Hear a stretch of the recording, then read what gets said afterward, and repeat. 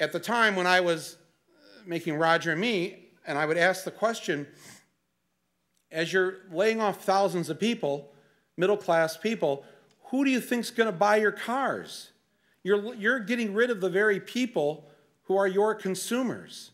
It made absolutely no sense. But for short-term gain, short-term profit, it makes perfect sense.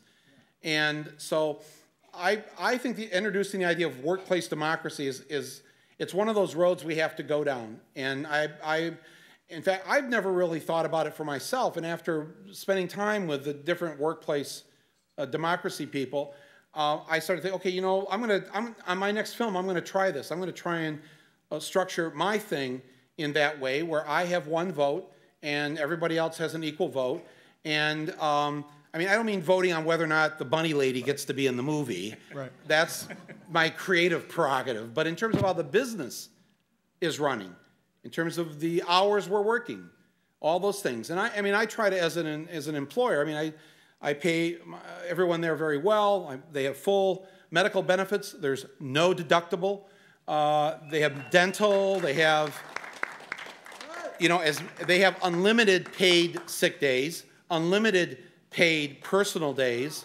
If you are expecting a child and you work for me, you not only get the pregnancy leave that the federal government now requires, but you will be paid during that pregnancy leave. So, so I try to, do that. But anyways, if you should check this out. You go on the internet, workplace cooperatives. There's a guy named Tom Webb. Mm-hmm. There's the Mondragon people over in Spain doing it. So, but it's not just food co-ops. It's really, this is really serious stuff. And, I think eventually, if we're going to call this a democracy, you can't call it a democracy if we just get to vote every 2 or 4 years and then just say, oh, that's the democracy. There's got to be there's got to be democracy in the workplace. There's got to be democracy in our economy.